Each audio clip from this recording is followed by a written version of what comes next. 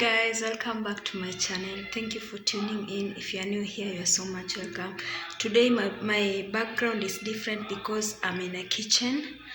Actually, coming up with the vlogs is not easy, so I decided to start doing cooking vlogs as well. I asked for permission to be using this kitchen because it is their mother's, but they don't use it. So I'll be buying my food and I'll be cooking here. And also I have a Filipino friend who knows how to cook like everything, and at some point I'll be cooking with her, or she'll be giving me the recipe and I'll be cooking, at least to come up with something, guys, that I can show you. I've been stressed, by the way, because I've been like, what can I do to upload up there for you guys? Something that is interesting, you know. So they actually don't know that I do YouTube, but my Filipino sister knows that I do YouTube. She's a mature girl. I mean, she's a mature lady, and she understands everything. So I've decided to also come up with I'll be coming up with cooking vlogs, and some more. You will see them up there. So guys, keep tuned to my YouTube channel. I'll bring you many more things, good things, good videos.